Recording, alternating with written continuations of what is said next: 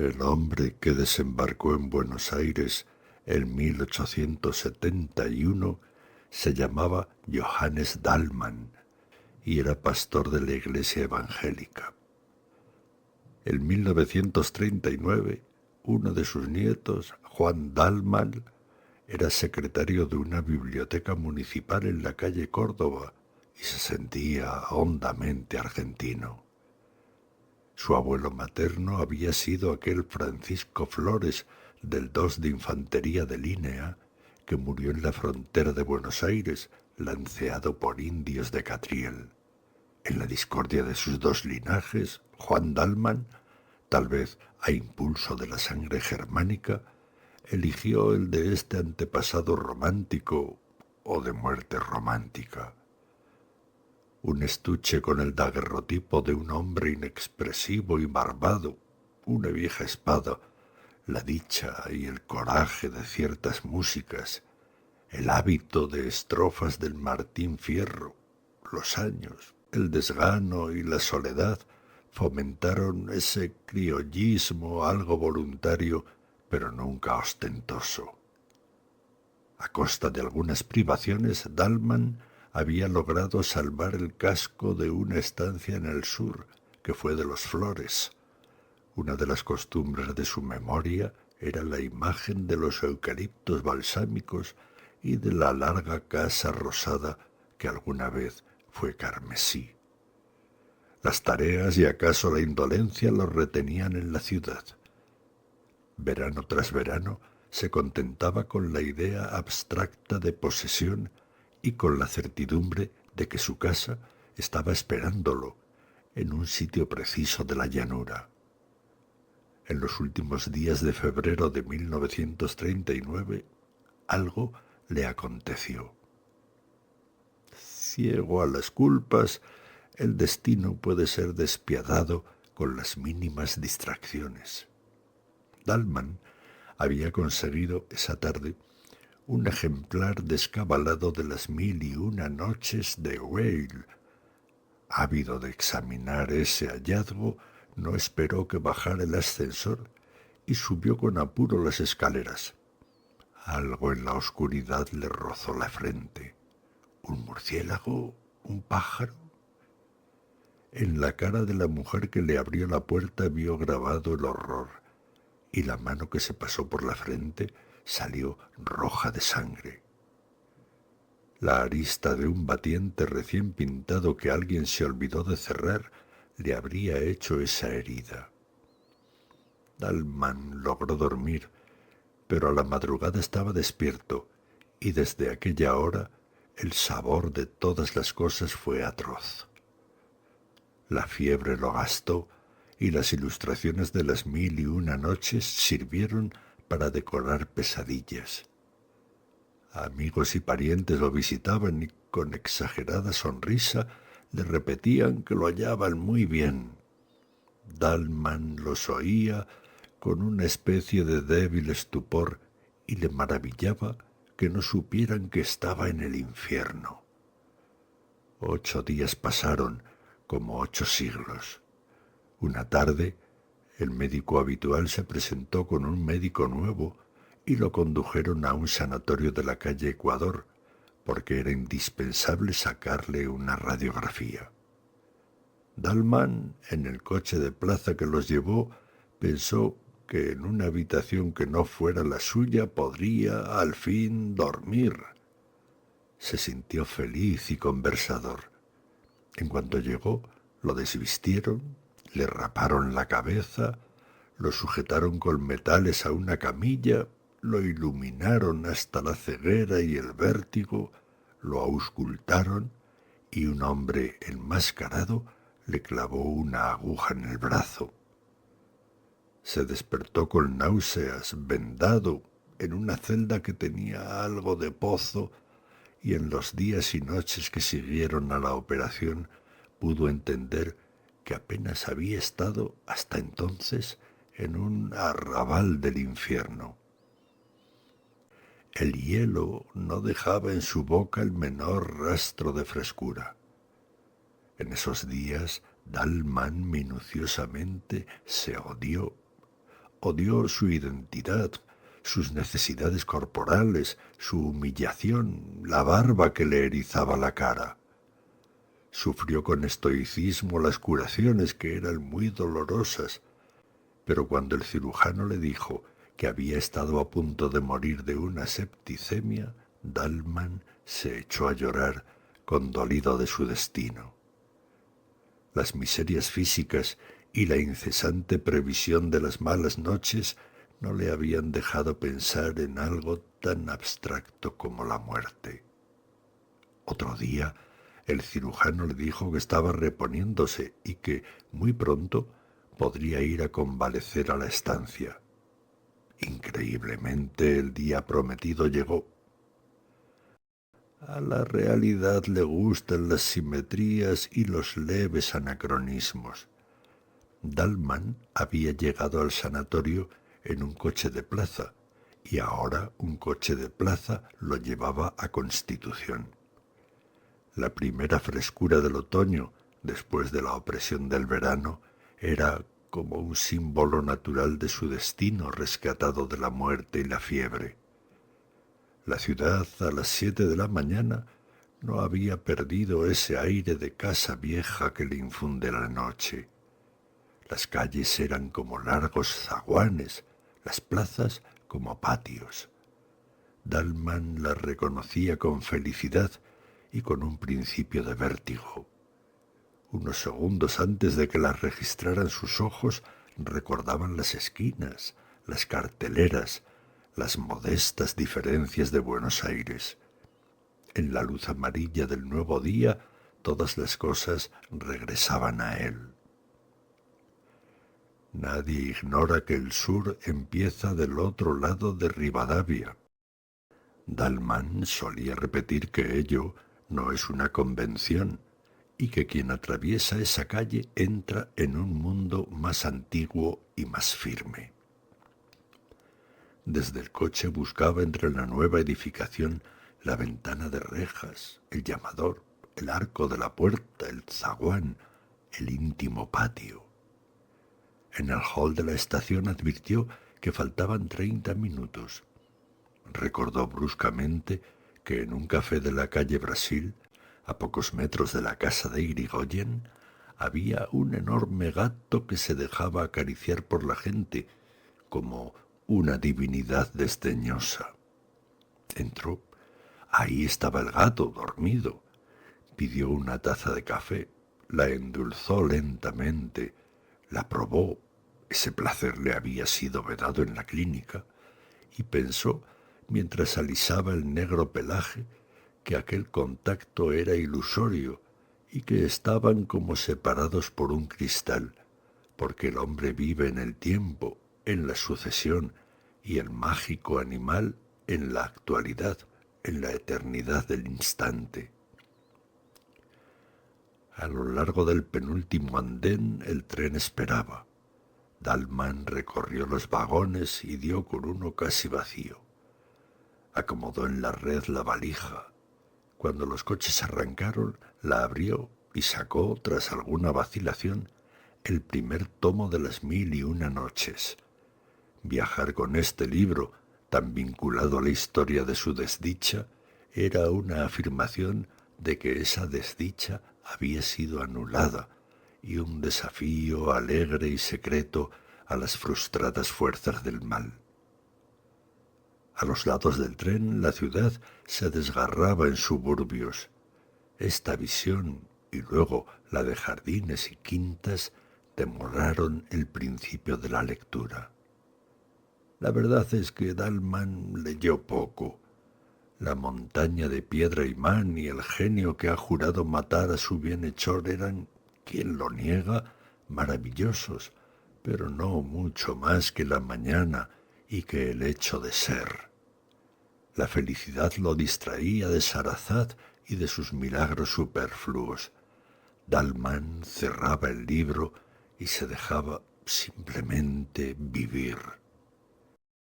El almuerzo, con el caldo servido en boles de metal reluciente, como en los ya remotos veraneos de la niñez, fue otro goce tranquilo y agradecido.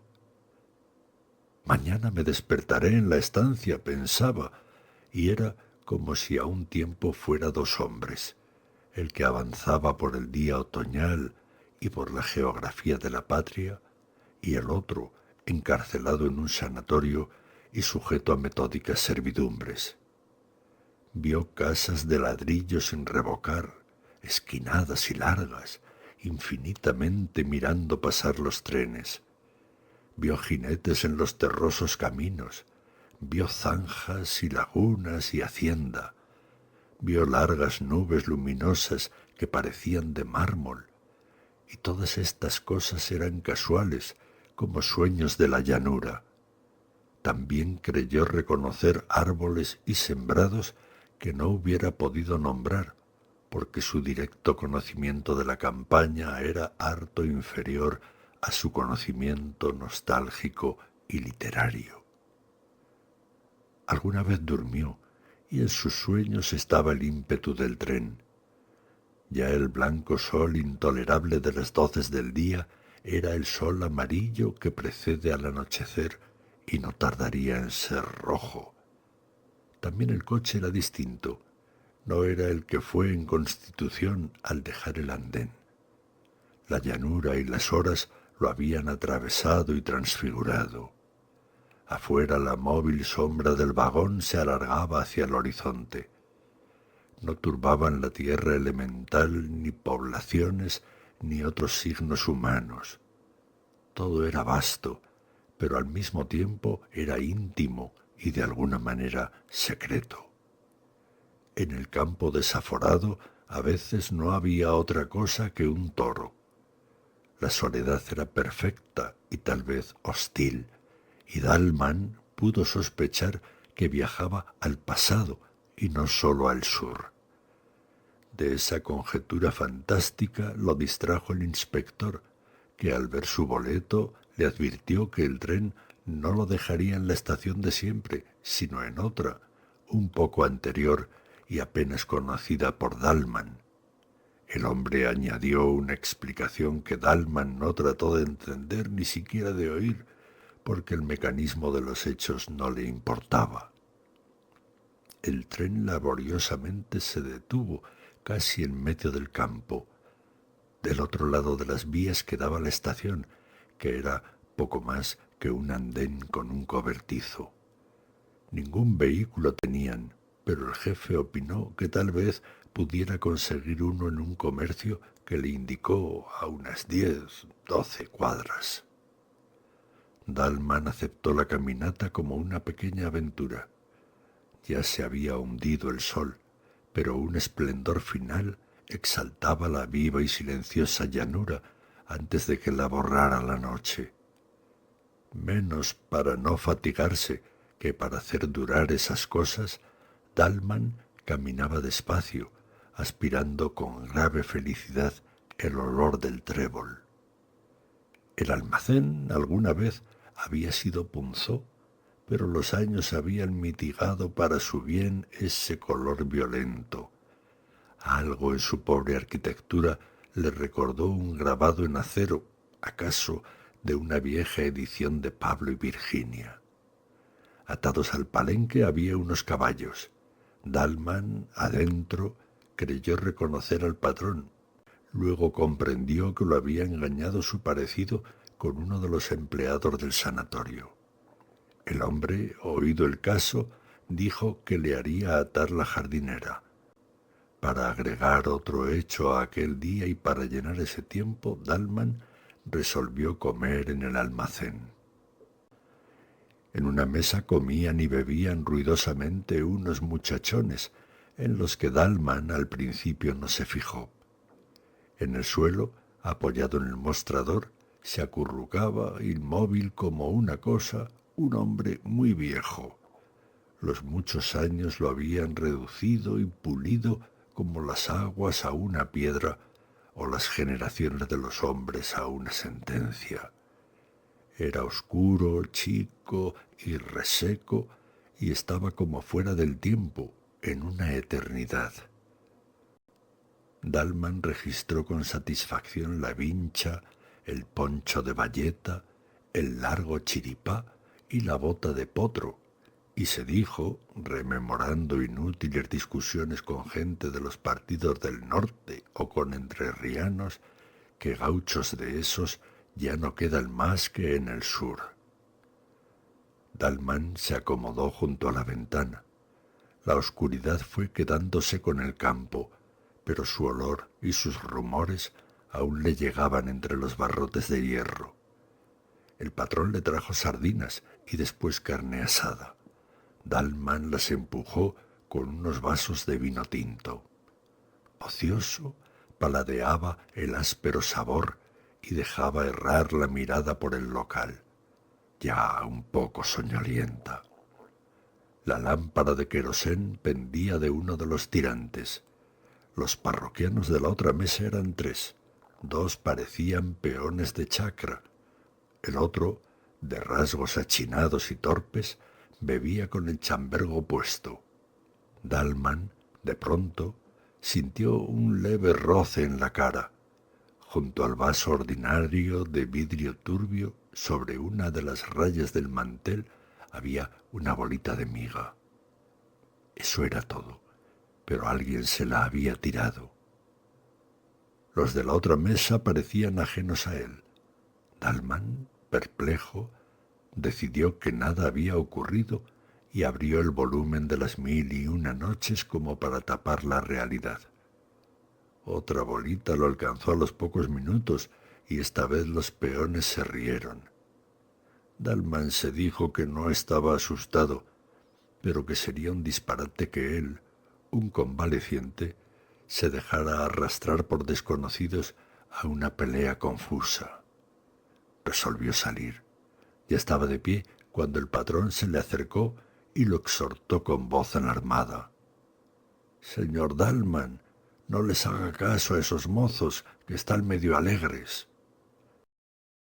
Dalman no se extrañó de que el otro ahora lo conociera, pero sintió que estas palabras conciliadoras agravaban, de hecho, la situación. Antes, la provocación de los peones era a una cara accidental, casi a nadie. Ahora iban contra él y contra su nombre, y lo sabrían los vecinos. Dalman hizo a un lado al patrón, se enfrentó con los peones y les preguntó qué andaban buscando. El compadrito de la cara achinada se paró tambaleándose. A un paso de Juan Dalman lo injurió a gritos, como si estuviera muy lejos. Jugaba a exagerar su borrachera, y esa exageración era otra ferocidad y una burla. Entre malas palabras y obscenidades, tiró al aire un largo cuchillo, lo siguió con los ojos, lo barajó e invitó a Dalman a pelear. El patrón objetó con trémula voz que Dalman estaba desarmado. En ese punto, algo imprevisible ocurrió. Desde un rincón el viejo gaucho estático, en el que Dalman vio una cifra del sur, el del sur que era suyo, le tiró una daga desnuda que vino a caer a sus pies. Era como si el sur hubiera resuelto que Dalman aceptara el duelo. Dalman se inclinó a recoger la daga y sintió 2 cosas. La primera, que ese acto casi instintivo lo comprometía a pelear. La segunda, que el arma, en su mano torpe, no serviría para defenderlo, sino para justificar que lo mataran. Alguna vez había jugado con un puñal, como todos los hombres, pero su esgrima no pasaba de una noción de que los golpes deben ir hacia arriba y con el filo para adentro. No hubieran permitido en el sanatorio que me pasaran estas cosas, pensó. «Vamos saliendo», dijo el otro. Salieron, y si en Dalman no había esperanza, tampoco había temor. Sintió, al atravesar el umbral, que morir en una pelea a cuchillo, a cielo abierto y acometiendo, hubiera sido una liberación para él, una felicidad y una fiesta en la primera noche del sanatorio, cuando le clavaron la aguja. Sintió que si él, entonces, hubiera podido elegir o soñar su muerte, esta es la muerte que hubiera elegido o soñado. Dalman empuña con firmeza el cuchillo que acaso no sabrá manejar y sale a la llanura.